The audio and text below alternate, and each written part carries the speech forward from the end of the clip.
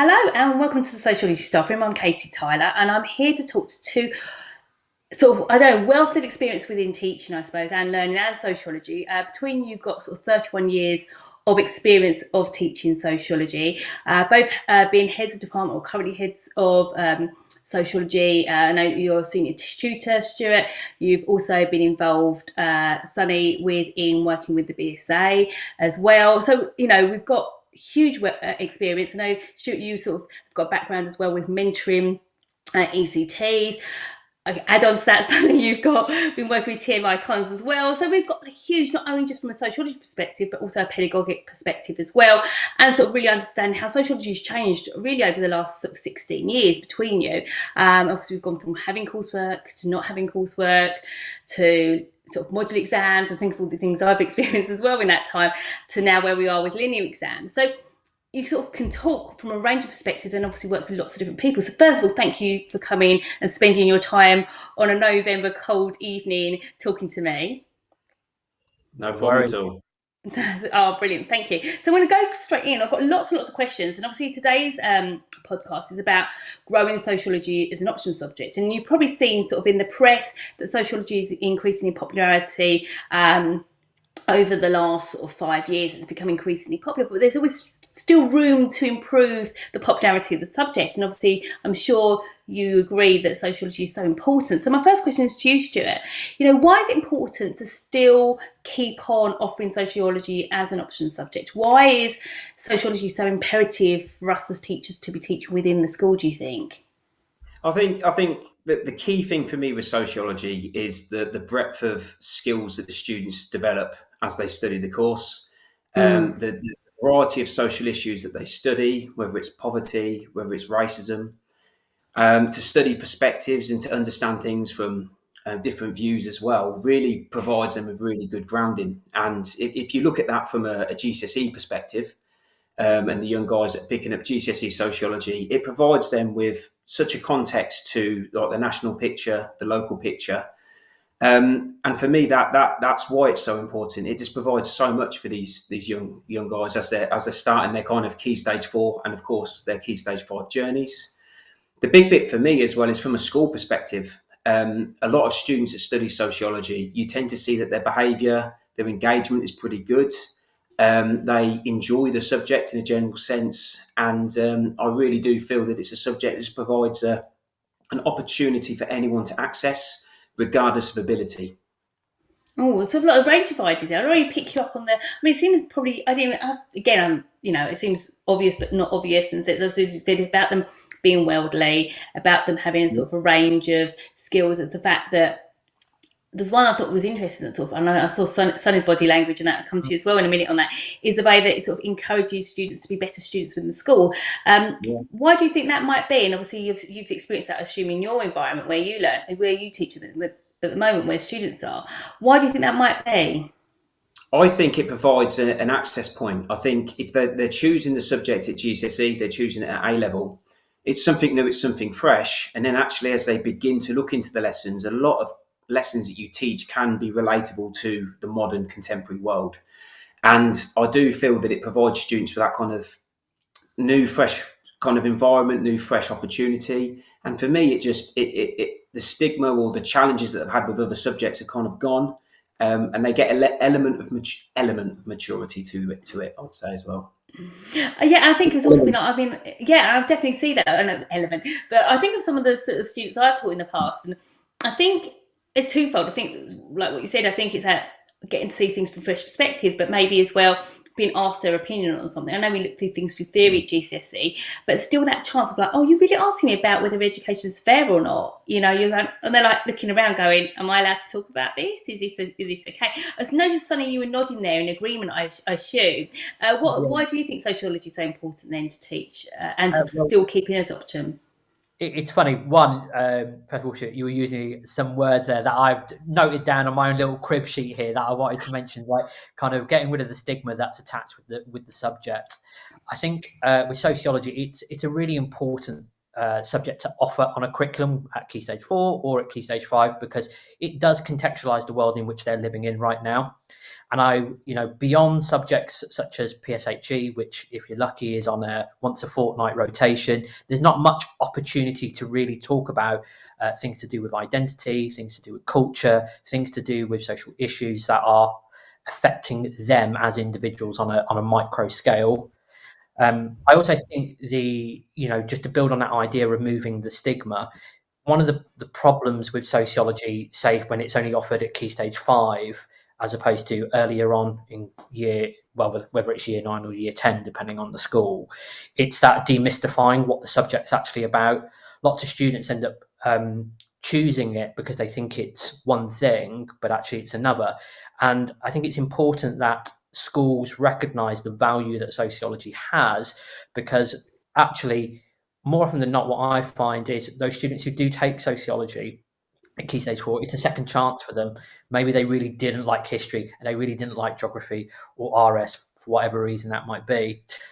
I can think of a few, but it's that idea of being able to start again within the humanities, and the idea that it is a subject with lots more complexities to it in terms of the things it deals with, the issues it deals with, but also a really big thing for me why it's an important subject, because of the soft skills it develops, such as listening, such as empathy, such as being able to hold different perspectives in your head and actually kind of navigate the world of problem solving with those different perspectives all happening at the same time.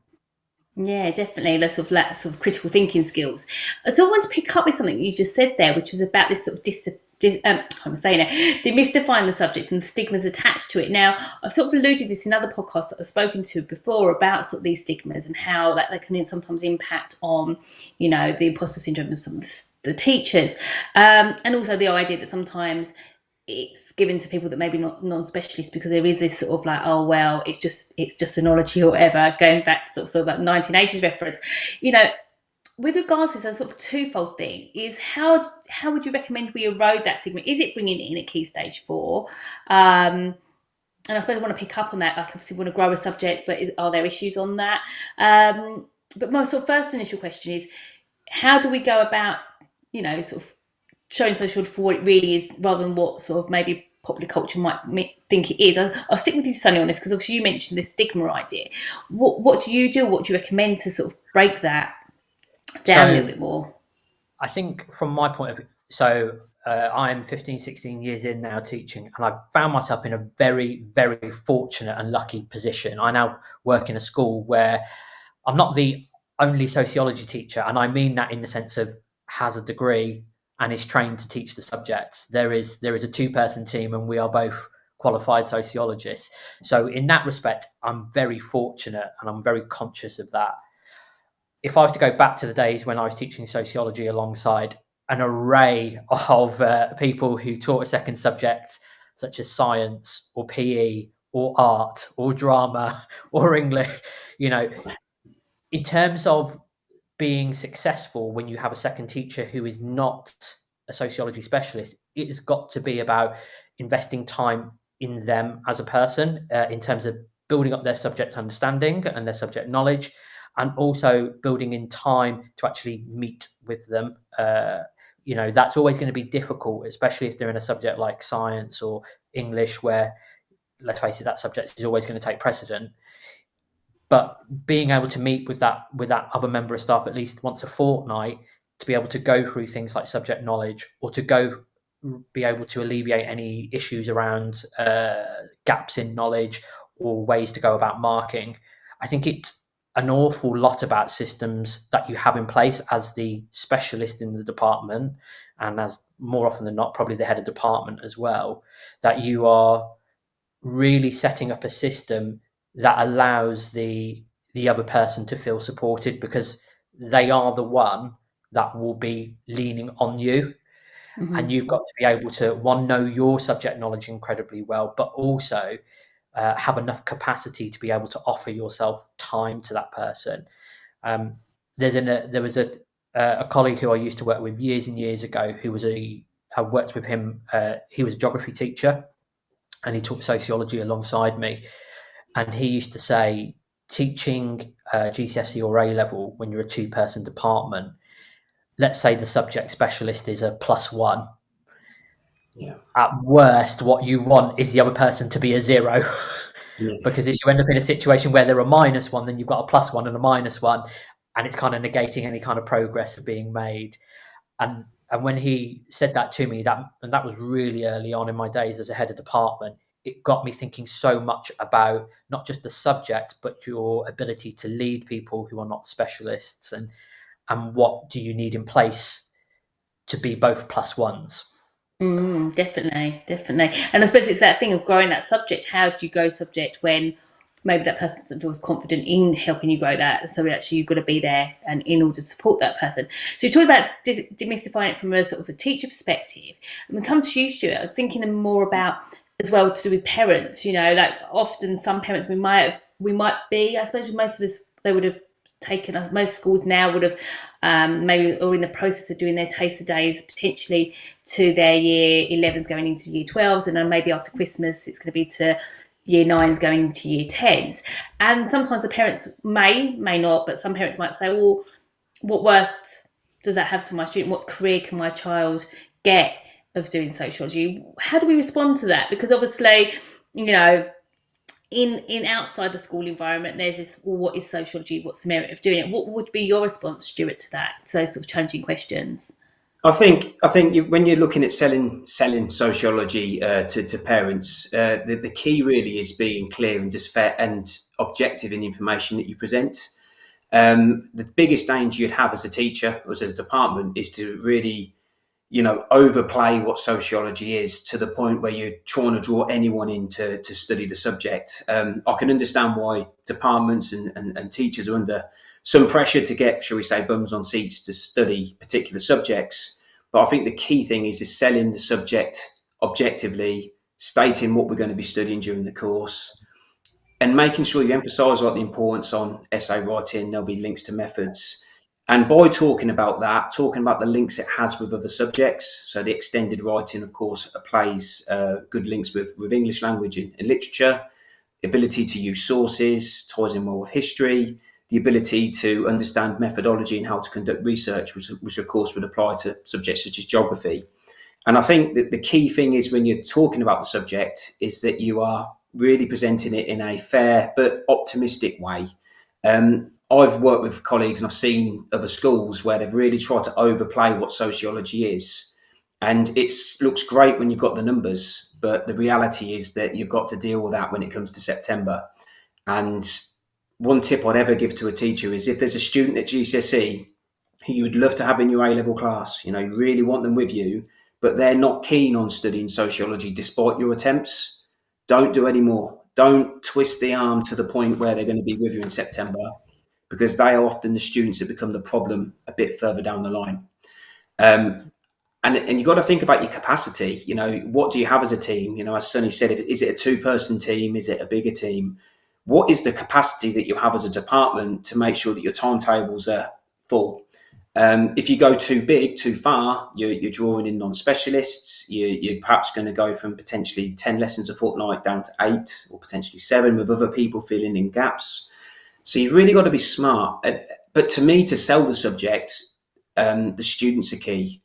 The sixth formers, the year 11s, speaking to other students. We had an open evening just last week, and the majority of the selling and the conversations about the course came from the students. So if I was to give kind of any advice, it would be not to overplay what sociology is. It's not going to change the world. It's not the most exciting thing every day. It's not debates every lesson. It's not videos every day. And try and present some reality behind it, because it can be a dangerous thing that you can create a real problem for yourself if you're not careful. Yeah. Okay, listen, I look at Sonny, he's going, yep. I remember when I was first really young teacher, not that I'm not young yet, but when I was young, I was like, I wanted sociology. Yeah, I wanted everyone to take sociology. And I remember, exactly. I'm not so bad, because obviously it's not about say students can or can't do it, but I was like really sort of over offered the subject. I was hugely optimistic, and then sort of forgot to tell them about the essay writing, like the fact that they have to write, 4 essays or whatever it might be, and the coursework back then as well, and then and the same at A level. But so like, yeah, definitely my narrative is very different. I actually start with 2 questions. I go, I've got some questions for you, and they, because sociology is about asking questions, and they were like, okay. Do you like working hard? My first question, do you like working hard? And so I tell them why, because of the fact we've got essays. And do you like asking questions? Because some students like to know, don't they? Like, 1 + 1 is 2, whatever it is. And so actually the debate, is it really that interesting for them? And they're like, oh no, I don't really like this. And it's as much them knowing what they don't want to do as much as them knowing what they do want to do as well. I feel like Sunny definitely has something to say extra to that. Like, I'm smirking because it's great when you get to speak to other people who are heads of departments for sociology, who work in sociology, because it's often it's a lonely subject to teach more often than not up and down the country, because you might be the only sociologist teaching it, or you might actually just be a one-man or a one-woman band. So that ability to hear some of those same stories is always, a really nice thing to hear. And, even after 15, 16 years, I go, oh yeah, that's nice. That feels nice to be reassured by that. Yeah, definitely. I think sometimes we sort of question it, isn't that? I think sort of the thing I think what I'm guessing, or taking away, not guessing, but taking away from what Stuart's saying, it's that balancing act between, one, being optimistic that you have recruitment for students, so you've got that viability of your course, balanced with the capacity within your faculty that you don't lose the hours and you end up teaching drama because you're stretching the sociology across lots more people, but that you end up doing drama once a week or whatever. That's what I did. Actually, quite enjoyed that. Actually, 1 lesson a week, and then balanced with the idea of having suitable students that actually, particularly, I suppose, less so for A level as an issue, because obviously there's the course requirements potentially in place, but also from particularly GCSE levels, because obviously GCSE, I don't know, I have my sort of gut feeling, and this is not to deter anyone that's thinking of bringing GCSE in. It's hard, isn't it? It's a hard GCSE. It's not, 4 essays is a lot of work to get in that sort of time period. So I think the sort of real ask on students. So again, it's getting all those balancing elements in place. If we say did want to recruit sociology and grow it, I know we talked about this honesty to students. What things have you put in place between your last sort of 15, 16 years of teaching sociology? Obviously, you've got the open evenings. Obviously, it's about using students. Obviously, it's about recruiting smartly. But are there any things that you've looked at in your own experience thought, do you know what's really, really worked in growing my numbers? And I have got the capacity to have more students. I've got the staffing in place. I've got the rooms available. That's another thing, actually. Yeah. It's all well and good. And then you're like, I haven't even got a classroom to do this in, and I want to be at 20 different classrooms in the fortnight just to get this tool. Sunny, is there anything you've looked at in your experiences and you brought in for that's really helped sort of increase numbers, say from a 1 class option in year 12 to a 2 or 3 class option?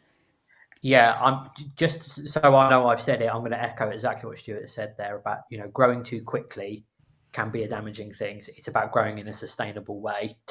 In terms of things that, I think over those years I've done to try and increase from, say, 1 class to 2 class or 2 class to 3 class. And again, I count myself really, really lucky to be in a school currently where there are 2 sociology teachers. We have 3 sociology classes at GCSE in 10 and 11 and 2 at A level. So, how has that school done it versus how have other schools I've worked at have done it? At the school where I work at now, how has it managed to get those kind of numbers? Because it does have specialists in place, and it does have people who know the subject inside and out and have studied it to a degree level, which gives students confidence in being able to deliver it.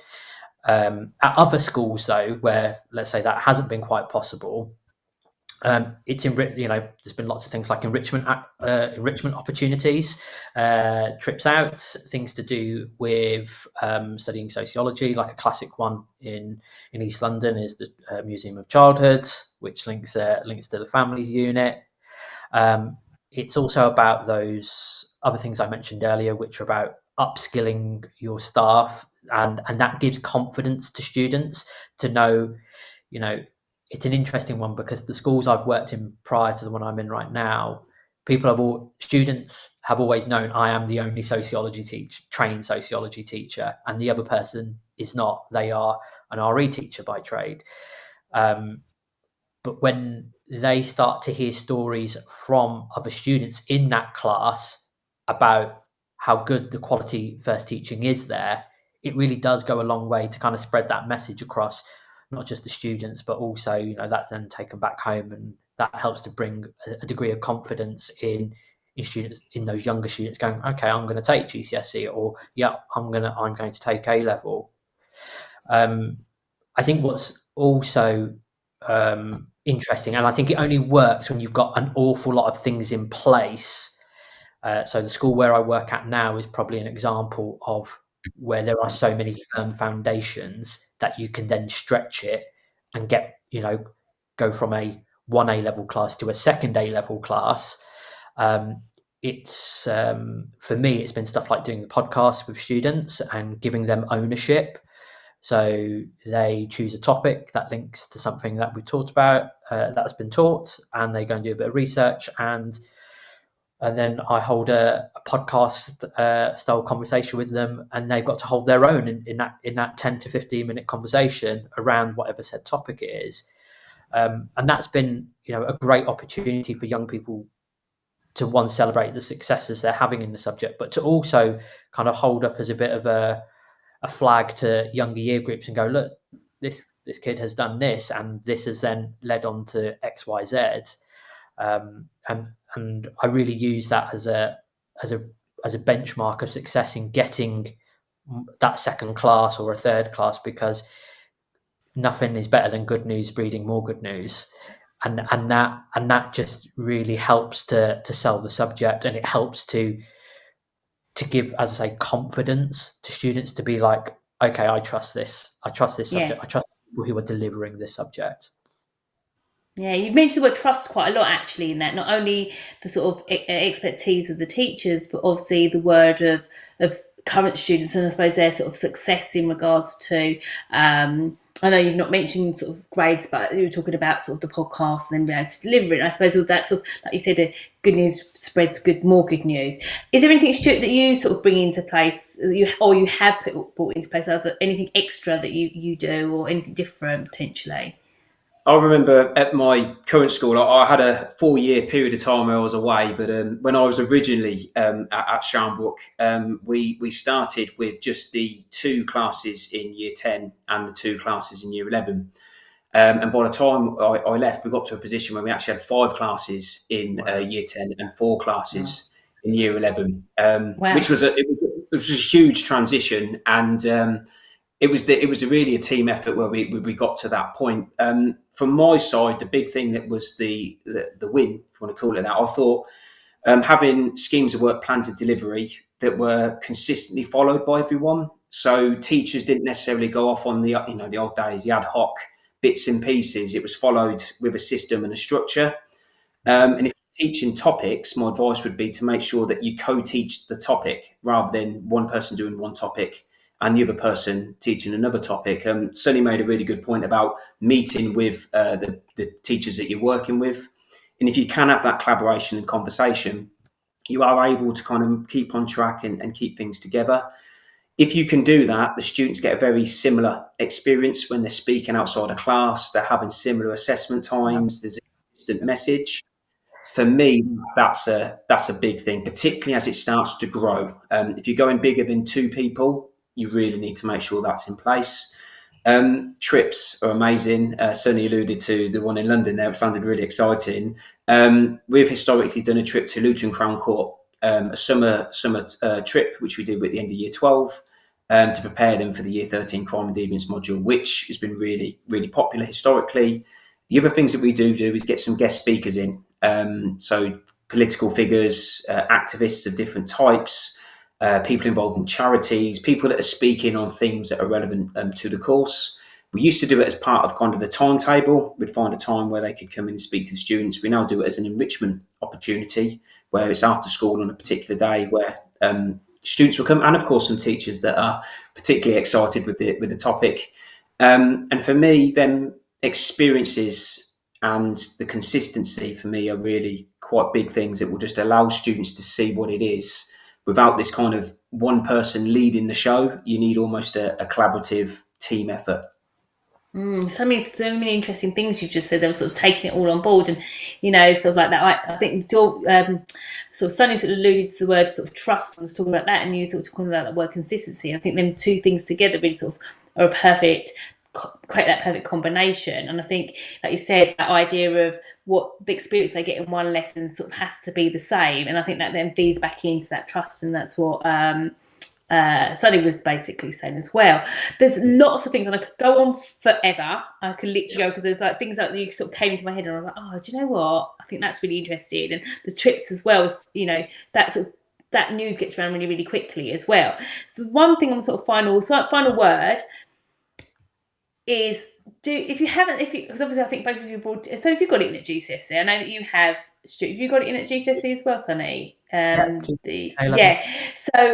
GCSE enable. So this sort of question really is, obviously I know you have brought it in. For the teachers that are teaching currently just at A level, or potentially those that are just got it at GCSE potentially, but that's sort of less common, but I know there are. Sort of, I suppose, what's one strength of doing it, sort of final point, what's bringing it in, what's the strength, but maybe what might be sort of an area of caution, just sort of in hindsight. Start with you, Stuart. I think it's an exciting opportunity. I think the curriculum, although there's been changes to the curriculum historically, the key themes are always there. The key perspectives are always there. There are plenty of resources that you can access, that you can bring into your teaching and learning. There are contemporary examples you can use. There are historical examples you can use. There's so much that you can access and you can use in your teaching and learning. The danger is that, I think alluded to it earlier, the overselling, the overcommunication. This is what it's going to be. It's going to be amazing. Please do it. When that happens, there's the dangers that are associated with that. So it's almost like you want to build it kind of organically. You want it to grow over time. And consult experts. Like, don't neglect people that are on social media, the Tutor to You page on Facebook, different areas where you can ask for help. Do so, because there's so much out there that can be accessed. I think that's it. Yeah. No, it's that thing. I think it's that cautionary tale of, guess you want the numbers, but I think that's really wise to sort of be careful as well at the same time. But so, Sunny, sort of those people thinking of maybe bringing it in at GCSE or potentially at A level that aren't at the moment, sort of any sort of final tips for them? I think the big thing is definitely the overselling, but it's also when you want to grow a subject. Best bit of information I ever got from my line manager when I first took on as a HOD role was sometimes it's okay to take a backward step to go forward. And when I first took over as a HOD from for sociology, which at the time had 4 classes, actually those 4 classes were not doing well at all. Is the honest answer, because there were wrong pieces in wrong places. And actually sometimes taking that step backwards in order to get the stability that's needed for a subject to grow is way more better for your own sense of well-being in terms of being a HOD. Really? and also showing yourself that progress in terms of your own development as a manager of a subject area doesn't have to be, oh, I've got 5 classes. It can be, I have got 2 classes that are achieving very well, academically speaking, and enjoying the subject. I think my only other piece of advice with kind of introducing it at GCSE, if you only have it at A level, is probably not underestimating, especially with AQA exam board, probably how much new information has been introduced into there, and how much of it probably does at times feel like you're repeating at A level. But it's something just worth bearing in mind and thinking about, how are you going to differentiate that story from Key Stage 4 to Key Stage 5 and show the progress of if you're teaching sociology of education at GCSE, how exactly is that different to teaching sociology of education at Key Stage 5? And being clear to yourself and the team that is working with you that this is how we are differentiating between this at Key Stage 4 and this at Key Stage 5. Oh, definitely. So the image that's coming to my head is that learning journey thing, thing. But then, as much as it's another thing we have to do, actually, I thought that was quite a helpful activity, because you sort of actually go, Oh, actually, yeah, like this makes sense. Although, yeah, so the debating that in itself, but that sort of year 10 into year 11 into year 13, and then hopefully for some going into university and maybe even further than that, it's that linear journey and showing that progress. So thank you for your time. Lots of questions, lots of food for thought, lots of things to think about. I like all the little sort of sound bites that you've given. So I appreciate it. I like sort of I will take that away from you, and I hope other people will find it as useful as much as I have. So thank you for your time, and all the best for the next academic year. We're in that time, aren't we? Now November is refer this as the engine of the year, and it definitely feels like that. So also take time for that work-life balance as well. And thank you for your time. Thank you, Sally. Thank you, Stuart. Thank you. Take care and good evening.